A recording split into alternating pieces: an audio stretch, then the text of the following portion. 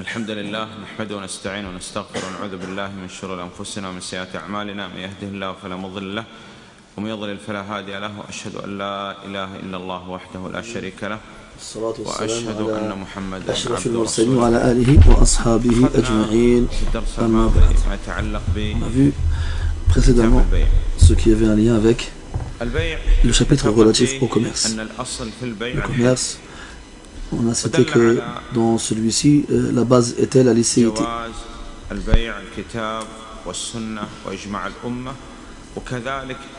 Le Coran, la Sunna et le consensus ont indiqué la licéité du commerce ainsi que le besoin des gens à faire le commerce. Certains savants disent que l'école juridique de l'imam Malik rahimahullah est basée sur ce chapitre, sur cette base-là, et donc est le meilleur pour ce chapitre-là.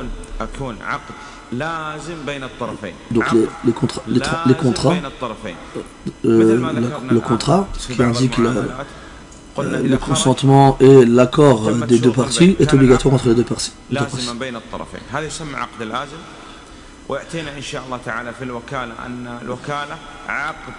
Et on aura l'occasion de revoir les différents types de contrats dans les chapitres suivants.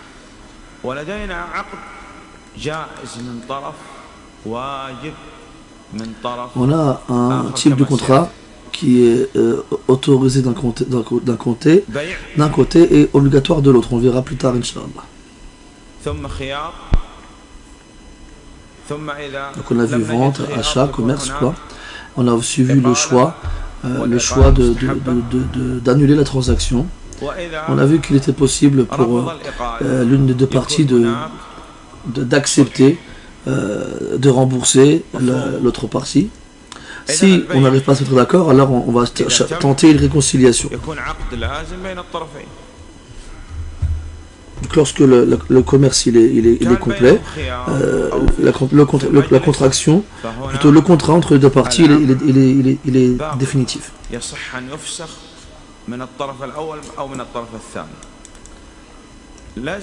Tant que les deux parties sont ensemble après la finalisation de la transaction, eh bien chacune des deux parties conserve le choix de se rétracter et d'annuler donc cet acte-là, tant qu'ils ne se sont pas quittés.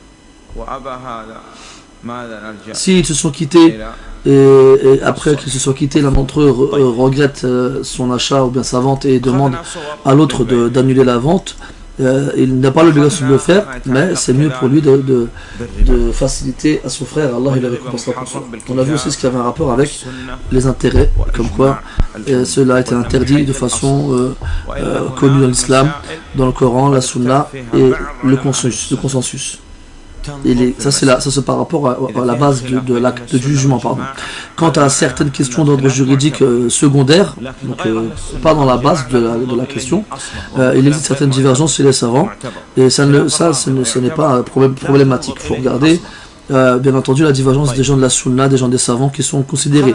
Il y a des gens qui peuvent être en divergence avec nous et à qui on va apporter aucune importance, comme les chiites par exemple. Donc on a vu plusieurs catégories. On a vu qu'il existait les intérêts en rapport avec le rajout et les intérêts en rapport avec l'ajournement. Et on a vu plusieurs cas dans les intérêts en rapport avec l'ajournement. Avec le rajout. Qui peut me citer un exemple? Est-ce qu'il est possible d'acheter de l'or avec des euros? Donc tu vas dans une bijouterie, tu donnes 1000 euros et on te donne 100 grammes d'or. C'est possible ou pas? Oui, c'est valide. À quelles conditions? Il faut que l'échange ait lieu de main à main sur le moment de la transaction.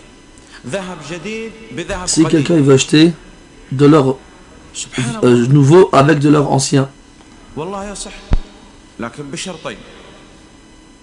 c'est autorisé, oui, mais à deux conditions cette fois. Premièrement, donc l'échange de main à main au moment de la transaction.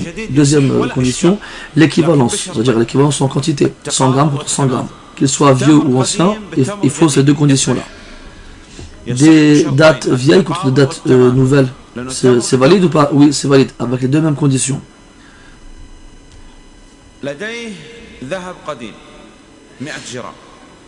Si on a de l'or ancien, 100 grammes, et il veut acheter, on veut acheter de l'or nouveau avec 100 grammes. Celui qui a l'or nouveau, il refuse d'accepter cet échange. Qu'est-ce qu'on fait? Alors on vend l'or ancien, on obtient de l'argent, et après on va acheter l'or nouveau avec.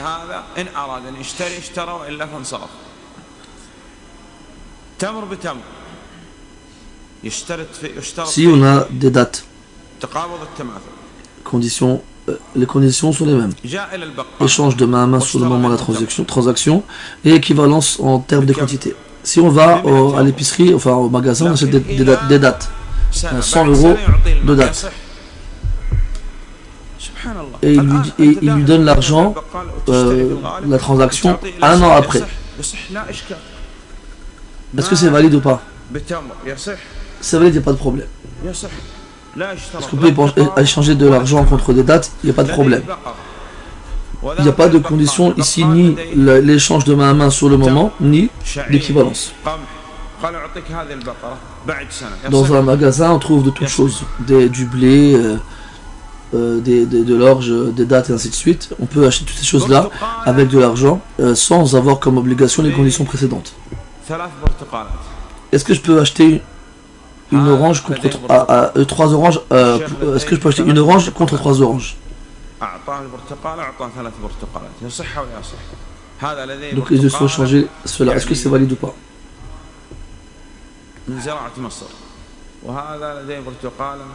Par exemple, 3 oranges d'origine marocaine contre une orange d'origine égyptienne. Est-ce que c'est valide ça? C'est valide, oui. Il n'y a pas de problème dans cela. Oui. Même si cela a lieu après un an, il n'y a pas de problème.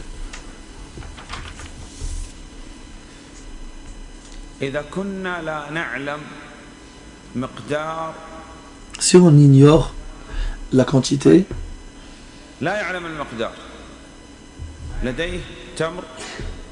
donc si on ignore la quantité, j'ai des dates et je les ai contre d'autres dates, mais je ne sais pas il y en a combien. C'est pas, est-ce que c'est autorisé? Oui, mais à deux conditions. Premièrement, il faut qu'on sache combien il y a, combien de quantité il y a, quelle est la quantité des dates dans les deux parties, l'achat et la vente.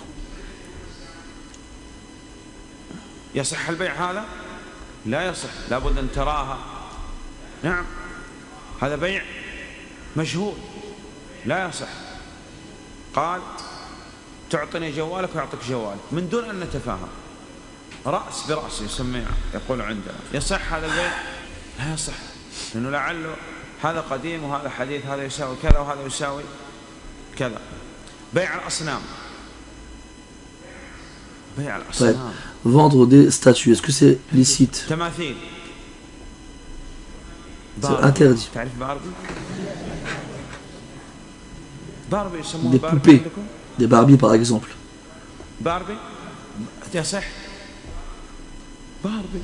C'est valide ou pas? Non, ce n'est pas valide. Pourquoi? Parce que c'est interdit. Et celles qui se font en coton, les poupées en coton, on peut les vendre. Il n'y a pas de mal, Inch'Allah. Et on va accepter pour les enfants ce qu'on n'acceptera pas pour les autres. Et la preuve, le hadith de Aïcha qui avait une poupée de ce genre-là.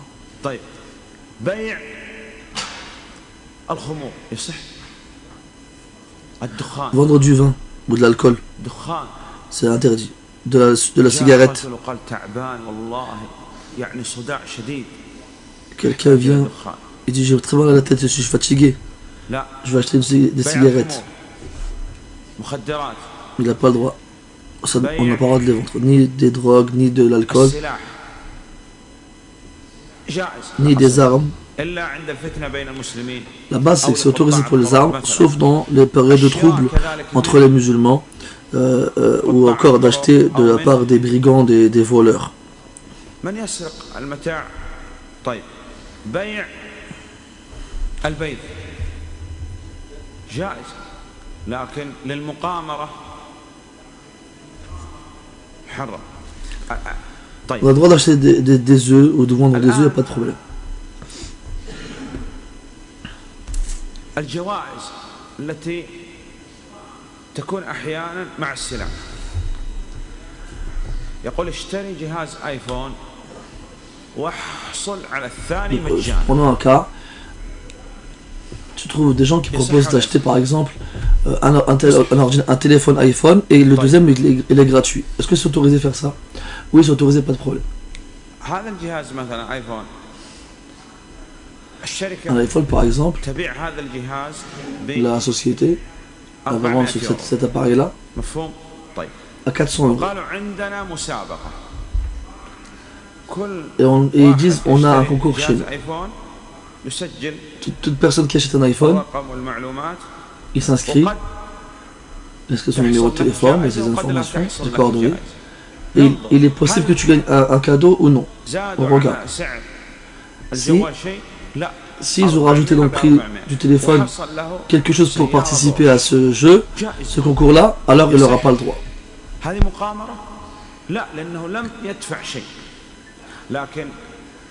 Mais si par contre il n'a rien rajouté, et ils n'ont pas augmenté le prix dans ce cas-là, et qu'il gagne, il n'y a pas de problème.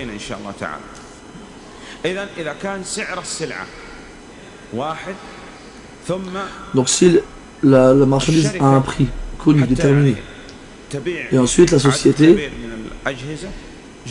afin de vendre un grand nombre d'appareils, ils vont mettre un cadeau de Porsche pour celui qui va gagner. Il n'y a pas de problème, à condition que le prix de l'appareil ne change pas. Ils ne connaissent pas d'incidence à cause de ce concours-là.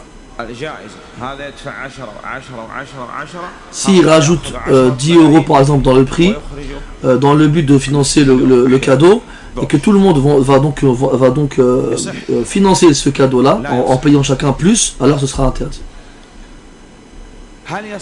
Donc la condition c'est que le prix du produit ne change pas. Est-ce qu'on a le droit de vendre sur la vente de son frère ou d'acheter sur l'achat de son frère? Non, on a dit qu'on n'a pas le droit. Donc quelqu'un vient acheter une marchandise à un prix et quelqu'un vient le voir et dit non, moi je te le vends moins cher. Ou bien il va voir le vendeur et il dit moi je t'achète plus cher. Donc ça c'est interdit.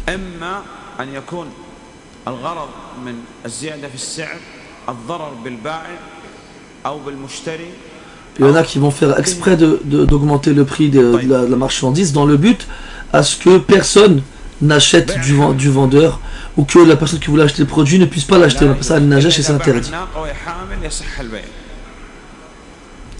On n'a pas le droit de vendre le fœtus dans le ventre de sa mère. Mais on peut vendre la mère quand elle est pleine, comme bien sûr quand c'est un animal.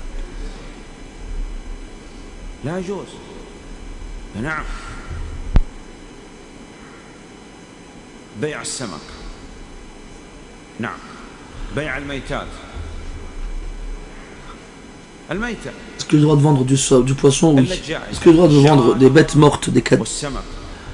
C'est interdit, sauf c'est les bêtes mortes qui sont permises à la consommation, comme les poissons ou encore les sauterelles.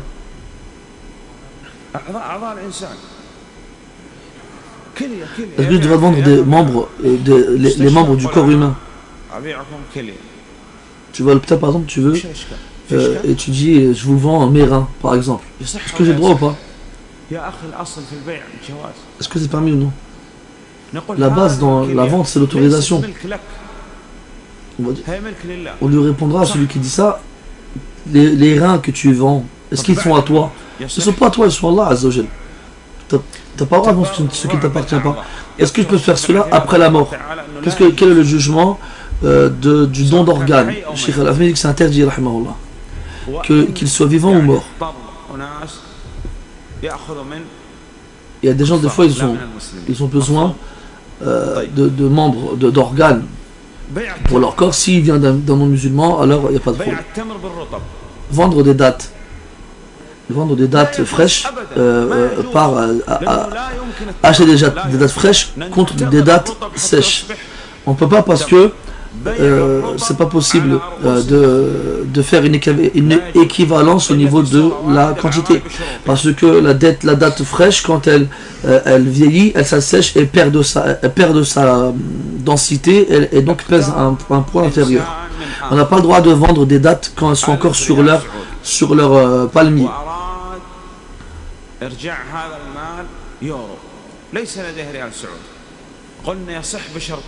Quelqu'un qui emprunte une somme d'argent, 1000 riels saoudiens par exemple, et il ne peut pas les rendre sur place dans la même monnaie, il pourra les rendre que plus tard avec une monnaie différente. On a dit que c'était possible à condition qu'il, quand il rembourse la somme totale, et la seconde qui s'adapte à la valeur de la monnaie au moment où il rembourse la dette. Est-ce qu'on a le droit de faire de changer de l'argent ou bien de faire de la monnaie dans la mosquée? Non, parce que ça c'est considéré comme une transaction, et les transactions commerciales sont interdites dans la mosquée.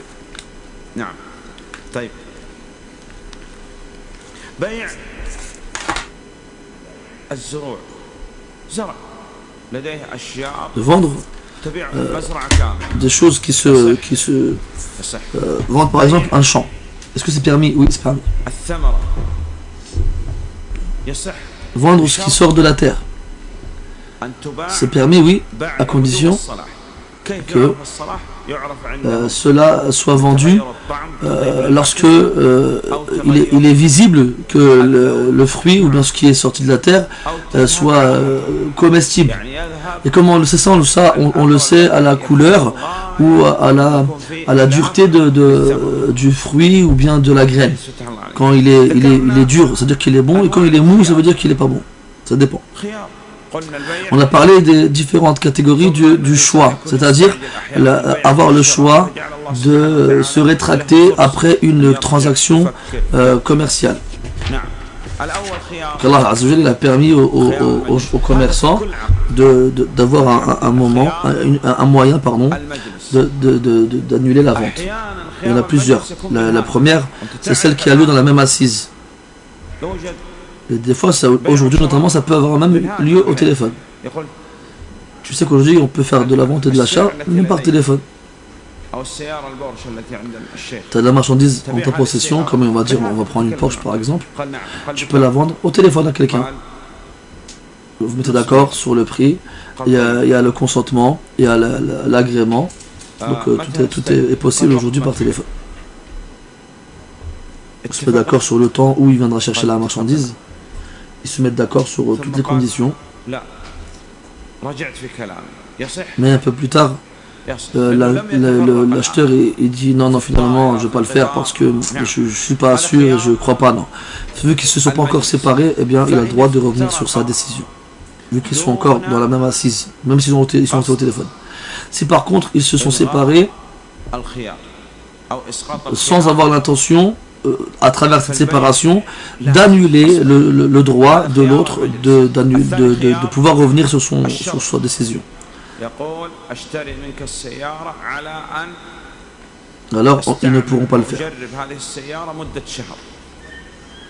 Et deuxièmement, on a le droit de se rétracter après qu'on se soit mis d'accord sur une durée précise pour pouvoir se rétracter. Par exemple, je vais vendre une voiture à quelqu'un et il me dit d'accord, j'accepte, et il me paye et tout ça, il me dit mais à condition que tu me laisses un mois pour l'essayer. Si je te la ramène avant un mois, tu devras me rembourser.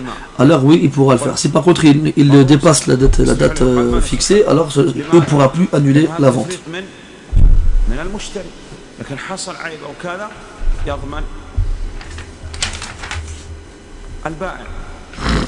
في الغالب عندنا قلنا يشتري السلعة ويخرج ثم يرجع إليهم ويقول أريد أن أرجع هذه السلعة. يقول لا، البيع هنا لازم، هنا إقالة. مفهوم؟ Il y a beaucoup de cas où les gens ils sortent du magasin et ils réfléchissent, après ils regrettent et ils reviennent voir le vendeur et demandent d'être remboursé. Là le vendeur n'a pas l'obligation de lui rembourser, mais s'il le fait, alors il aura fait un bien envers son frère.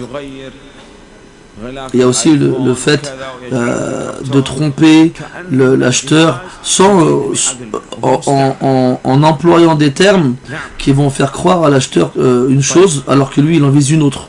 Donc ça c'est interdit bien sûr.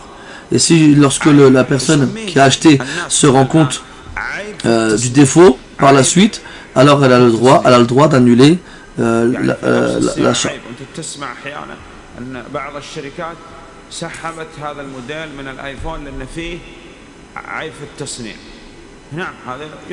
Des fois on trouve des produits dans lesquels il y a des défauts de fabrication. Donc si on trouve un défaut de fabrication, on a le droit de rendre la marchandise et de se faire rembourser.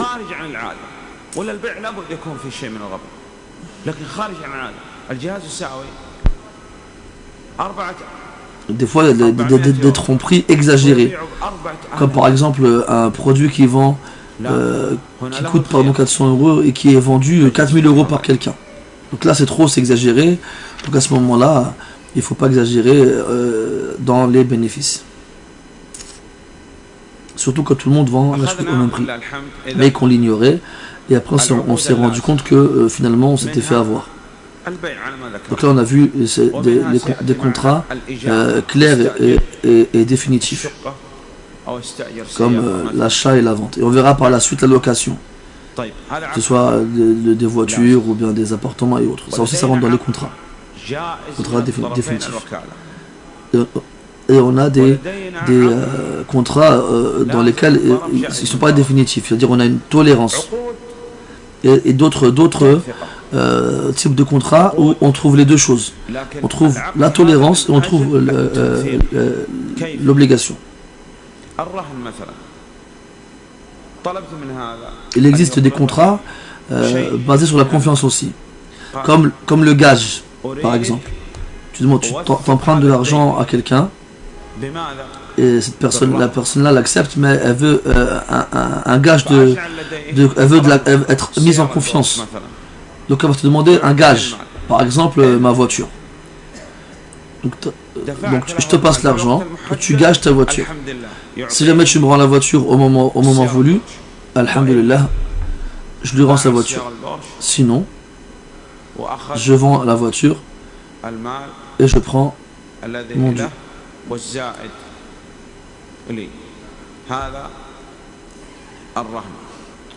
Et il me rend la différence.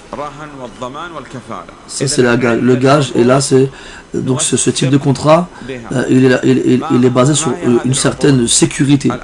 Confiance, c'est plus sécurité.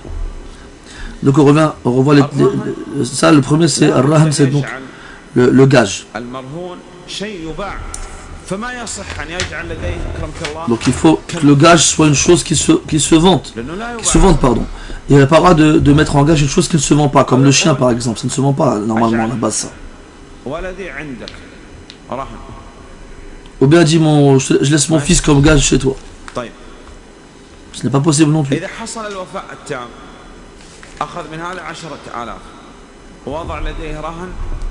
Donc si il a emprunté 10 000 € et il a laissé en gage une voiture et il a remboursé en temps et en heure les 10 000 €, alors l'autre il a l'obligation de rendre le gage, ce qui a été gagé. Et lorsque la date elle arrive avant que je n'ai pu rembourser la dette, alors il a le droit de vendre cette voiture. Et il prend de cette valeur là la somme qu'il m'a prêtée et me rend la différence. Il a pris une voiture auprès de lui en tant que gage et il l'a laissé devant chez lui. Quelqu'un y vient et avec sa voiture et il fait un accident dessus avec la voiture laissée en gage. Qui c'est qui doit payer les dégâts? Celui qui a la voiture en gage, parce que c'est plutôt la personne qui a fait l'accident, parce que c'est elle qui est en faute. Après on a aussi la garantie. Donc je vais voir quelqu'un, prête-moi 10 000 €. Il me dit quoi? Il me dit je veux une garantie. Tu peux voyager et peut-être que je te trouverai pas au moment. Alors là, il va dire, bon écoute, ma garantie c'est Cheikh Foulan, l'imam de la mosquée. Si jamais la personne qui a emprunté l'argent ne vient pas ramener l'argent en temps et en heure, alors le créancier il va aller voir le garant. Il va lui dire, il va lui demander donc son dû. On a aussi le kafil. C'est celui qui a pour fonction de chercher de ramener l'endetté. Dans le cas où il ne vient pas en temps et en heure rembourser sa date, le kafil, il a comme mission d'aller chercher l'endetté et le créancier et de les ramener auprès du tribunal afin de régler leurs problèmes sur place. Mais avant d'arriver là, bien sûr, c'est dans le cas, il faut qu'il ait, c'est dans le cas où l'endetté refuse de rembourser et refuse de se présenter chez le créancier.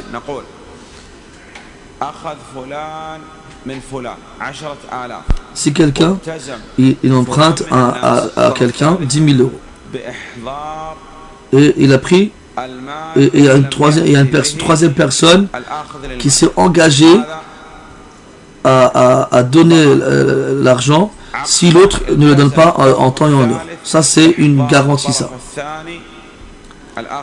Et dans un autre cas, donc une personne elle emprunte de l'argent à une autre et une troisième elle vient et dit moi je te garantis que si jamais il vient pas en temps et en heure et te rembourse pas, je vous ramène tous les deux chez le juge pour qu'il donne à chacun son droit. Dans quel cas la responsabilité du garant ou du kafil tombe?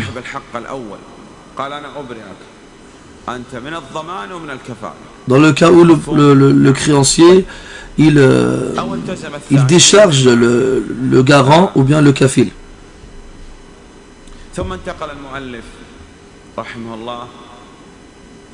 Entre autres. Après l'auteur rahimahullah, il est passé à un autre type de chapitre.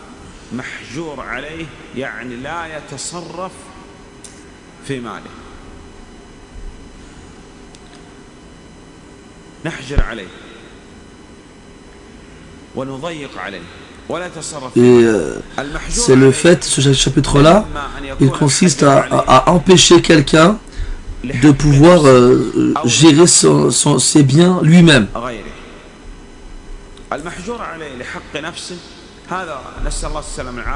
Donc soit on l'empêche de gérer ses propres biens, et là on parle de quelqu'un qui n'est pas capable de prendre les bonnes décisions et qui ne sait pas gérer son argent lui-même.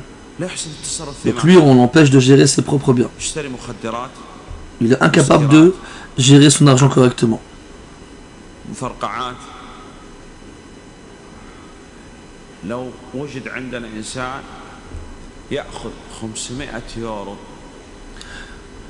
Si on a quelqu'un par exemple qui prend 500 euros et il les brûle, qu'est-ce qu'on va dire de lui?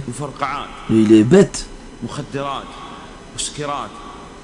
Ou bien avec cet argent-là, il va acheter de l'alcool, de la drogue, c'est quelqu'un de bête aussi, c'est jeter son argent par la fenêtre. Ça on va le dire à lui, tu sais pas gérer ton argent à toi. Alors lui, on l'empêche de gérer son argent.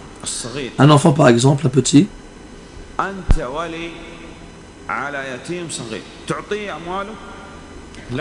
imaginons que tu es le tuteur d'un enfant qui a reçu un héritage. Est-ce que tu vas lui donner alors qu'il est petit? Non, tu vas la garder, tu vas garder cet héritage-là jusqu'à ce qu'il soit pubère. Quand il sera pubère, tu vas le tester, tu lui donnes un petit peu d'argent et tu regardes comment il va le gérer. S'il le gère bien, alors tu lui donnes son héritage. S'il le gère mal, alors tu ne le donnes pas encore. Tu l'en prives jusqu'à ce qu'il soit capable de gérer lui-même. Donc soit on l'empêche de gérer l'argent parce que alors que c'est le sien parce qu'il ne sait pas le gérer, il est incapable de le gérer, ou soit parce que c'est ou bien l'argent d'un autre. Il y a certaines personnes par exemple, donc ils font du commerce.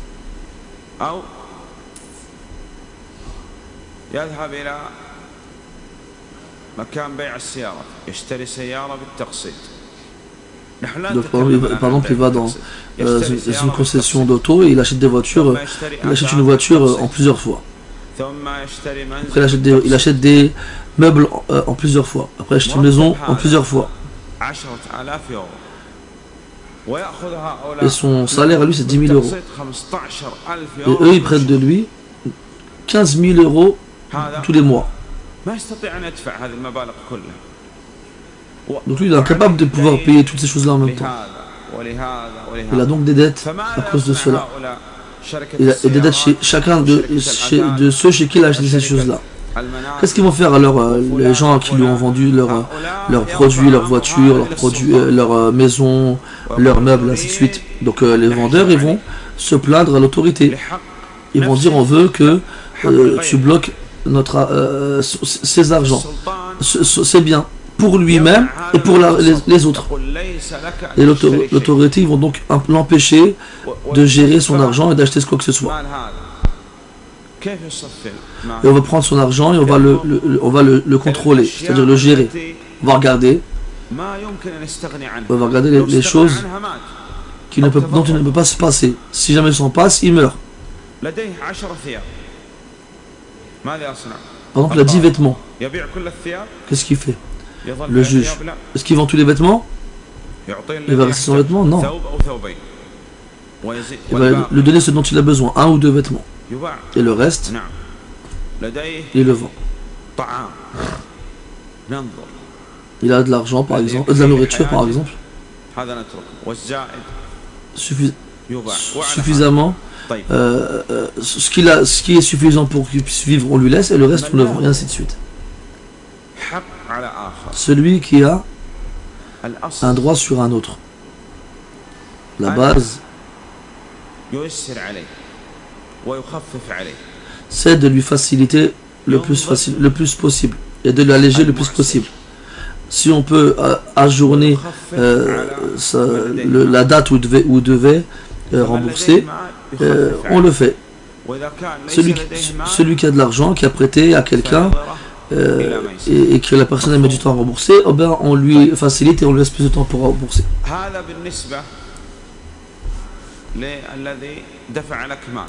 لكن أنت أخذت المال ماذا تصنع؟ لابد أن تفي لهذا بحقه. مفهوم؟ قال عليه الصلاة والسلام من أخذ دينا يريد أداءه أدى الله عنه. Celui qui a pris une dette et dans le but de la rembourser, Allah il le remboursera à sa place. Et dans la parole authentique, il y a un homme qui a emprunté à un autre une certaine somme.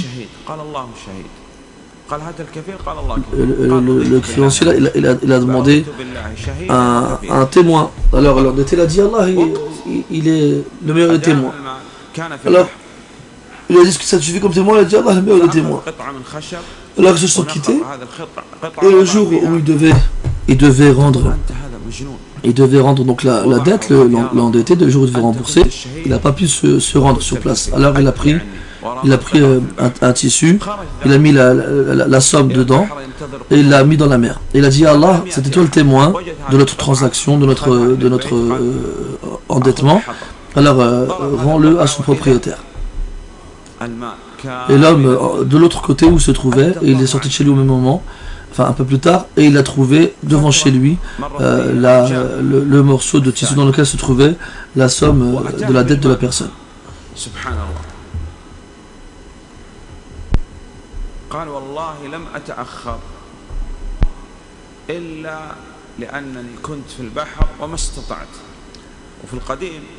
Si quelqu'un il s'est endetté et il devait rembourser à une date précise et le jour où il arrive on constate qu'il est en retard et quand il arrive devant le créancier il dit par Allah la seule raison pour laquelle je suis venu en retard c'est parce que j'étais en pleine mer donc il travaillait dans la mer eh bien est-ce que tu peux me faciliter? Là, il le facilite. Donc, n'oubliez pas ce hadith, celui qui emprunte de l'argent avec l'intention de le rendre, Allah Ta'ala, il le rend pour lui.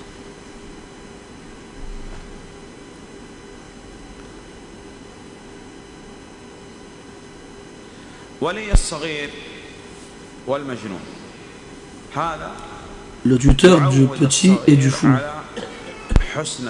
Lui, pour le petit, il doit l'habituer à bien gérer son argent. S'il a des biens et qu'il sait bien les gérer, le tuteur a l'obligation de lui donner quand il est pubère. Il n'a pas le droit de s'approcher de l'argent de l'orphelin, donc de son héritage, si ce n'est de la meilleure façon. Donc on a vu achat, vente, droit à se rétracter, on décharge quelqu'un de sa dette par exemple, ou bien on lui facilite le fait de se rétracter, et après on a as-sulh, c'est-à-dire la réconciliation. Ça c'est une règle, à la base elle est autorisée entre les musulmans, tant que cette réconciliation ne va pas rendre licite quelque chose qui ne l'est pas, ou interdire quelque chose qui l'est. Quelque chose qui est licite, bien sûr. Allah Azza wa Jalla, il a dit, dans le sens des versets, et la réconciliation est meilleure encore.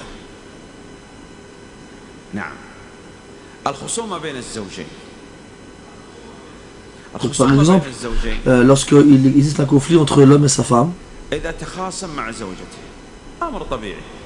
donc lorsqu'un homme se dispute avec sa femme, quelque chose de naturel. Shaitan, lui, veut pervertir la vie conjugale. Alors qu'est-ce qu'il fait? Première chose,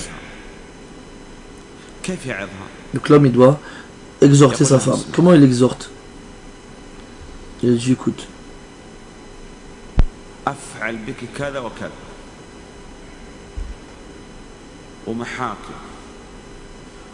je vais te faire ci et je vais te faire ça, et je vais te ramener, et je vais te ramener au tribunal et personne ne pourra rien pour toi, et je vais faire et j'ai. C'est ça l'exhortation? Ça c'est pas une exhortation, c'est une menace. L'exhortation c'est quoi? Celui qui ne trouve pas d'exhortation dans le Coran et la Sunna, rien ne pourra l'exhorter. L'exhorter avec quoi? Il nous repart par exemple une lettre dans une enveloppe rouge avec des versets et des paroles du prophète sallallahu alayhi wa sallam. Donc en gros il l'exhorte. Il l'a exhorté. Il a dit d'arrêter, d'accord. Qu'est-ce qu'il doit faire? Il doit arrêter lui aussi et ne pas rajouter un mot. Il y en a, non. La femme elle vient, elle s'excuse, elle a dit c'est bon j'arrête. Lui dit non, t'as fait, tu et si et ça, et continue. Ça c'est pas bon ça. Allah dit au Coran, si elles vous obéissent, alors ne cherchez plus rien contre elle. Si elle s'est exhortée, il doit la laisser tranquille et délaisser le conflit. Il ne plus se disputer avec elle. Si par contre elle ne répond pas à l'exhortation, il passe à la seconde étape et ensuite à la troisième et ainsi de suite. La quatrième étape c'est quoi? Qu'est-ce qu'il doit faire? Il va ramener une personne de sa famille à lui et une personne de la famille de la femme. À condition que ce soit des hommes. Deuxième condition, il faut qu'ils veuillent qu'ils se réconcilient et pas qu'ils rajoutaient de l'huile sur le feu. Et des gens ils veulent séparer les gens, eux on les ramène pas. Allah dit si ils veulent une réconciliation, Allah il leur accordera la réussite. C'est-à-dire il connaît les choses avec lesquelles ils pourront se réconcilier et les choses qui pourront les séparer.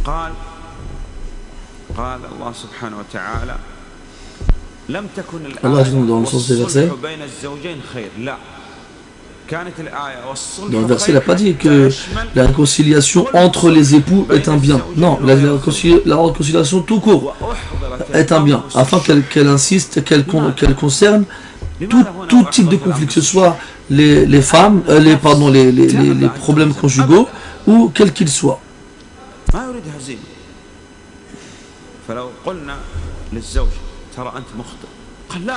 Donc si on dit au mari, c'est à tort, il va dire non, comment ça j'ai tort? Celle qui a fait, celle qui a fait.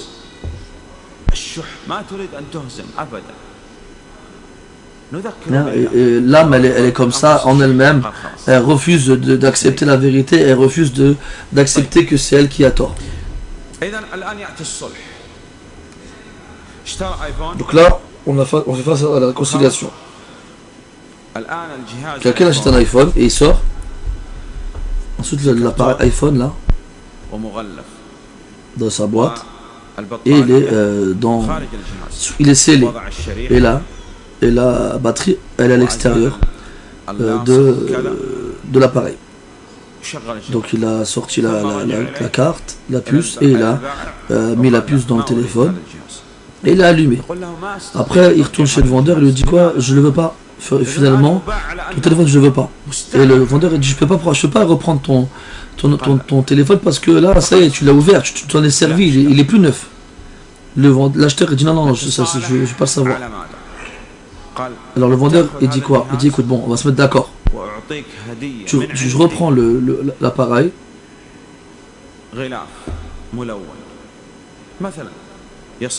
Ou plutôt je garde l'appareil et je t'offre une coque colorée par exemple. Est-ce que c'est valide ça ou pas? Oui, c'est valide, ça, pas de problème. Parce qu'il n'y a pas d'interdiction de quelque chose de licite ou bien d'autorisation de quelque chose d'interdit ici. Donc il n'y a pas de problème. Un homme il se dispute avec sa femme par exemple.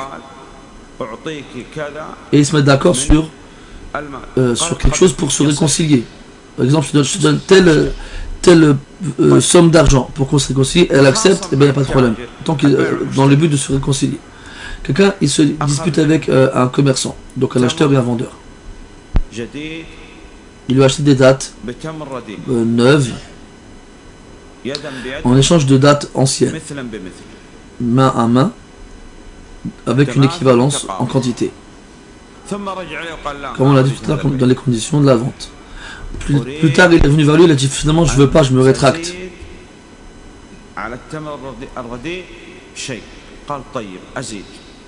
Je veux que tu rajoutes quelque chose sur ce que tu m'as donné. Est-ce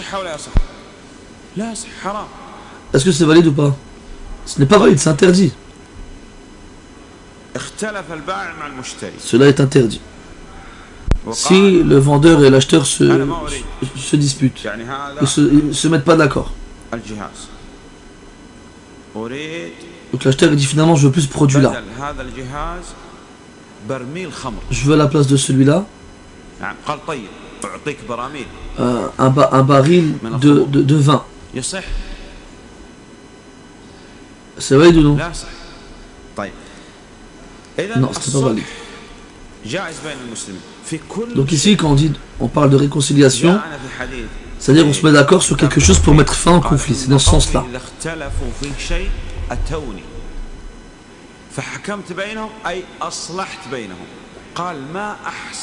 Il y a un homme qui a dit quand les gens chez moi se disputent, ils viennent me voir afin que je les réconcilie. Et après je leur ai dit, il n'y a pas mieux que cela. Il y a des gens, qu'Allah nous guide ainsi que leur mission, leur fonction, c'est le contraire. C'est de pervertir entre les gens, même entre l'homme et sa femme. Sulayman ibn Mihran al-A'mash, qu'Allah le fasse miséricorde, s'est disputé avec sa femme. Alors il y a quelqu'un qui est venu, lui a dit voilà,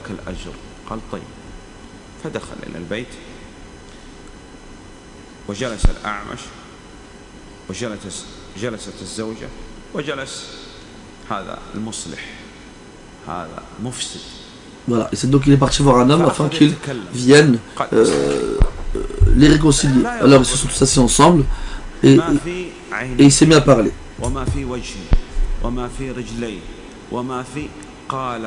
Et l'A'mash, c'était que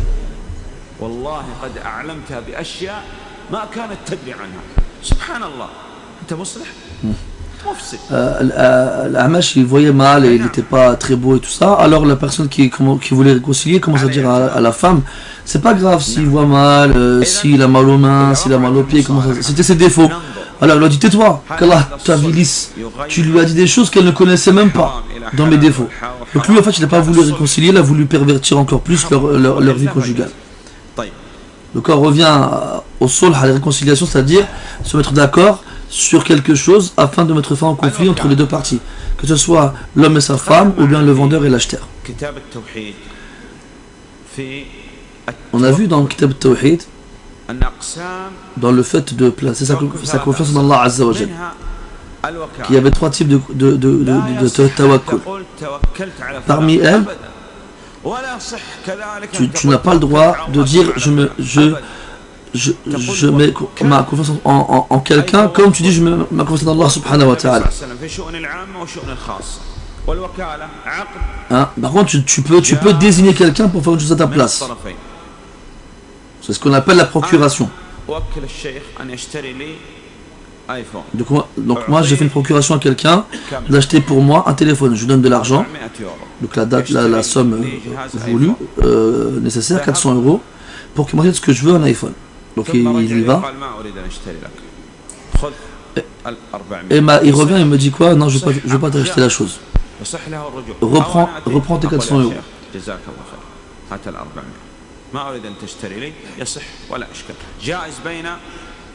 Donc tout cela est valide. La procuration est permise de l'acheteur et du vendeur. Donc un acheteur est pour quelqu'un d'autre que lui pour acheter, et le vendeur est pour quelqu'un d'autre que lui pour vendre.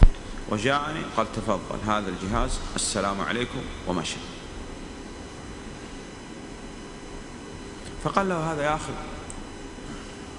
لماذا أخذت 5؟ قال سبحان الله فلان البائع هو أنزل هذا السعر وخفض، كان التخفيض من أجلي لا من أجل فلان، وهو يبيع للكل ب 400.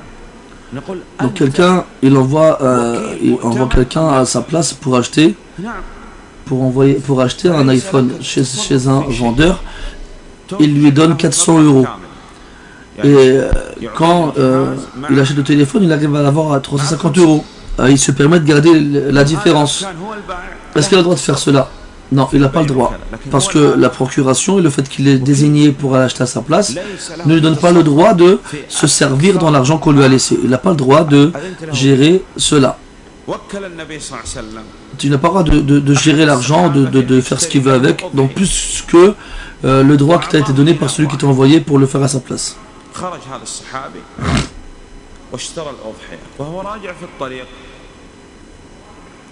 Le prophète il a donné un dinar à un compagnon pour qu'il achète de quoi faire un sacrifice.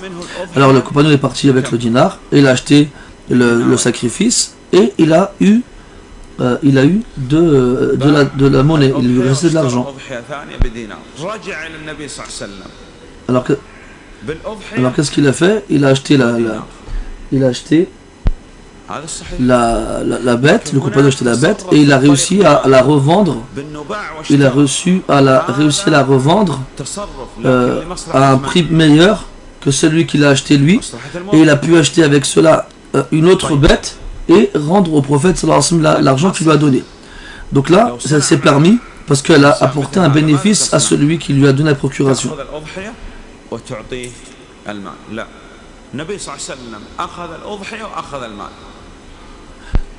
Le prophète sallallahu il a fait quoi? Il a pris la bête qu'il a envoyé acheter, et il a pris l'argent aussi.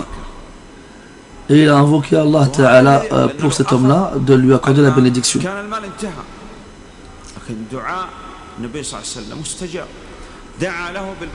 Pourquoi? Parce que le fait de donner l'argent à la personne qui t'a fait ce bénéfice-là, et bien l'argent, tôt ou tard, il va partir, il va le dépenser. Alors que s'il invoque Allah Ta'ala pour lui, c'est le prophète sallallahu alayhi wa sallam, les invocations du prophète sont exaucées. En plus, dans la bénédiction, ça ne va pas le lâcher jusqu'à sa mort. Le prophète sallallahu a autorisé la procuration pour le pèlerinage, pour le djihad.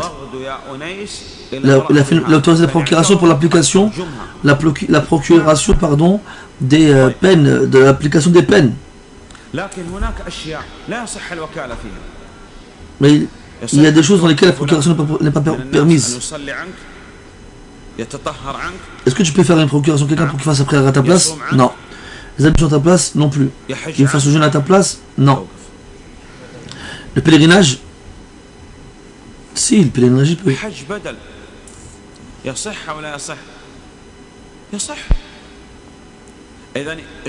Oui, le pèlerinage, on peut le faire à la place de quelqu'un. La prière, non. Le jeûne non plus. Les ablutions non plus. demander le pardon à ta place. Il y en a, il vient te voir et te dit invoque Allah pour moi.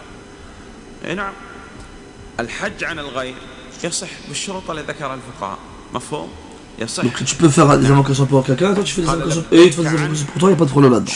Le pèlerinage, on peut le faire pour quelqu'un, comme dans le hadith. Et Allah, je réponds à un appel pour Shubruma, à la place de Shubruma parce qu'il ne voulait pas venir lui. Je te donne l'argent pour que tu le donnes à ma place aux pauvres.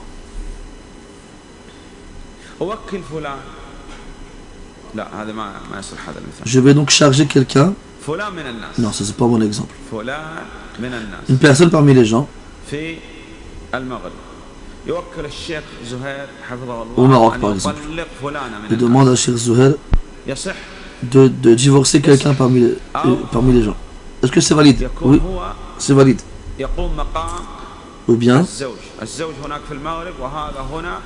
il va lui prendre la place du mari, entre guillemets. C'est-à-dire il va charger quelqu'un à sa place de le marier.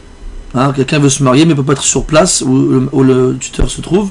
Alors il va envoyer quelqu'un à sa place pour faire l'acte de mariage. Oui, cela est permis.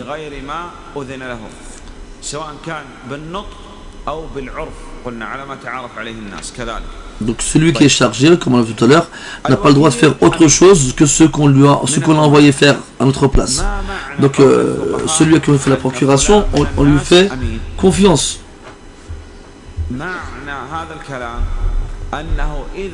Qu'est-ce que ça veut dire ça? Ça veut dire que tant qu'il n'a pas transgressé ou tant qu'il n'a pas été négligent, il n'a pas besoin de rembourser si jamais il détruit quelque chose qu'on a envoyé faire. Donc comme on lui fait confiance, quelqu'un est chez nous, quelqu'un qui mérite notre confiance, c'est qui?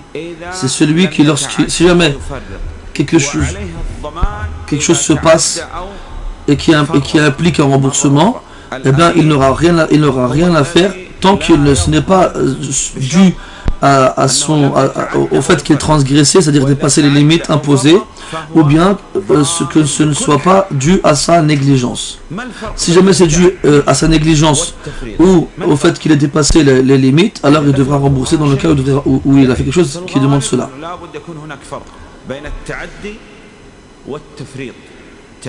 Donc quelle est la différence entre dépasser les limites et la négligence? Dépasser la limite, c'est quoi? C'est faire ce qui n'était pas permis. Et la négligence, c'est de délaisser le fait des choses qu'il devait faire. Donc délaisser ce qu'on n'avait pas le droit de faire, ce qu'on n'avait pas le droit de faire, c'est ça que dépasser les limites. Et délaisser ce qu'on devait faire, c'est ça, être négligent. Quelqu'un à qui on a chargé de faire quelque chose, je vais donner 400 € pour qu'il achète un iPhone. Il a pris les 400, donc on lui fait confiance. Maintenant, on l'a chargé, on lui a donné. Il l'a mis dans sa poche intérieure. D'accord? À un endroit où on garde l'argent généralement sur soi. Et en chemin, il arrive au magasin. Oui. Il a cherché dans sa poche, il n'a rien trouvé. Est-ce qu'il a dépassé les limites? Est-ce qu'il a été négligent? Non, on lui a fait confiance, donc il n'a pas à rembourser. Et si on lui a volé cet argent, c'est pareil, parce que c'est pas dû à sa négligence ni au fait qu'il ait dépassé les limites. Il a pris 400 € de quelqu'un, et il est parti faire les ablutions. Il a posé l'argent à côté de la porte, et il est rentré faire les ablutions. Il est sorti, il a pu trouver l'argent. Est-ce qu'il doit rembourser ou pas? Oui, obligatoirement. Pourquoi? Parce qu'il a soit été négligent, soit il a dépassé les limites. Si on dit qu'il a dépassé les limites, on dit qu'il a fait une chose qu'il n'avait pas le droit de faire. S'il a été négligent, ça veut dire qu'il a délaissé une chose qu'il aurait dû faire. Là, il aurait dû obligatoirement surveiller l'argent. Il n'a pas fait. Donc il a été négligent, donc il doit rembourser. S'il dit je l'ai laissé à la mosquée, je sais qu'à la mosquée, quand les gens rentrent à la mosquée, ils délaissent dunya. On nous dit non, ça on ne connaît pas, ça, que c'est toi que ça marche, chez nous ça ne marche pas ça. Donc tu dois rembourser.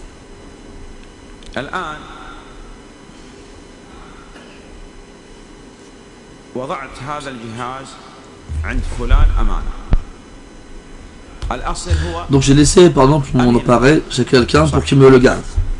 Donc la base là c'est qu'on lui fait confiance. Donc on lui fait confiance. Il a pris l'appareil. Il s'est mis à taper avec une chose, par exemple sur le mur. Comme s'il s'en servait comme marteau par exemple. Ça il a fait une chose qu'il n'a pas le droit de faire. Là l'appareil s'est cassé. Il va dire à son propriétaire, écoute Allah il a voulu ça, moi il fait ce qu'il veut. Je dis oui c'est vrai ce que tu dis, tu as raison, mais tu vas quand même rembourser et tu vas réparer l'appareil. Il y a des gens qu'Allah nous guide ainsi que dans les associations. Tu le charges de faire une chose. Tu dis aujourd'hui, mon frère, toi, c'est toi qui vas faire l'imam la prière de Dhuhr. Donc tu vas prier, tu vas guider la prière. Le cheikh, le frère il va là-bas. Et la personne qui l'a chargé, il n'est pas venu à la prière de Dhuhr. Et à diriger la prière, quelqu'un qui ne sait pas faire la prière correctement, il a fait preuve de distraction, il y a eu un gros problème dans la mosquée à cause de ça. Après le cheikh il appelle la personne en question, dit pourquoi tu n'es pas venu? Et lui va répondre, bah écoute, moi je suis un bienfaisant. Et là dans le Coran dit, il n'y a pas de reproche à faire aux bienfaisants. Regarde l'argument qu'il ramène. Et le cheikh lui dit, non, t'es pas un muhsin, t'es pas un bienfaisant, t'es un mauvais, toi, t'es un malfaisant, t'es l'inverse. On te charge de faire une chose, et la base c'est que tu dois le faire. Si la base c'est que si tu avais un empêchement, c'est de t'excuser, de nous prévenir. C'est comme quelqu'un par exemple, on se met d'accord avec lui avant de faire un séminaire pour qu'il fasse la traduction. Et tu l'appelles, tu dis c'est bon tu vas venir, il a dit oui, tu seras là, oui il n'y a pas de problème. Et le jour où tu arrives, tu l'appelles, tu cherches partout, il n'y a rien à faire, il n'est pas là. Et quand le séminaire il est fini, il se permet de t'appeler des jours après pour te dire qu'il ne pouvait pas venir. On dit, mais, alors il va vouloir justifier son absence et son manque de bienséance en lisant le verset, comme quoi on ne fait pas de reproches aux bienfaisants. Et on lui dit non, tu n'es pas un bienfaisant, tu es un malfaisant toi. Et si on respectait ces choses-là, eh bien les choses elles seraient meilleures. C'est-à-dire qu'il faut mettre les gens à leur place, et il faut comprendre qu'ils ont fait du mal et pas du bien. Il faut appliquer les règles de l'islam.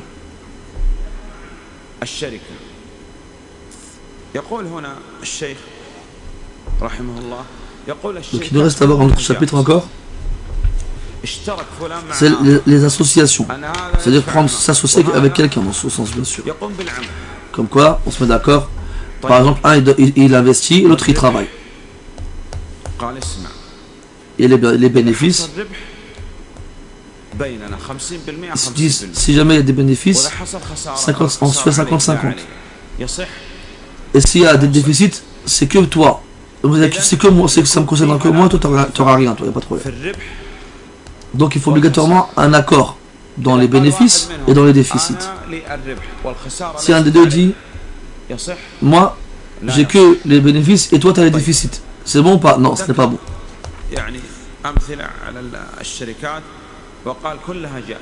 Après le cheikh il a cité pas mal d'exemples concernant les associations qui sont tous permis.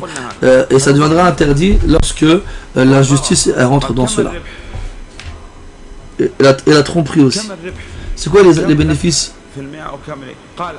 Donc l'associé demande à l'autre, c'est quoi les bénéfices? Et l'autre dit, Inch'Allah je vais regarder, après je te dirai combien je te donne. Là, non c'est pas possible. Ils doivent se mettre d'accord dès le départ. Les associés doivent se mettre d'accord sur les bénéfices et les déficits. Il y en a certains qui disent quoi? Écoute, moi je prends mon argent et toi tu te débrouilles avec les déficits, ce qu'il a investi. Non, ce n'est pas possible ça, parce que ça rentre dans l'injustice. Ou bien il lui dit écoute, ce qui est gagné la journée c'est pour toi, et ce qui est gagné la nuit c'est pour moi. Là, c'est pas possible. Pourquoi? Parce qu'il est possible que les bénéfices de la nuit soient meilleurs que les bénéfices du jour ou autre.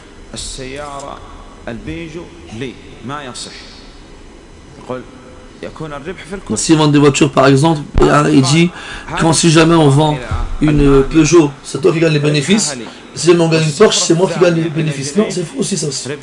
Il faut qu'ils soient d'accord sur les bénéfices.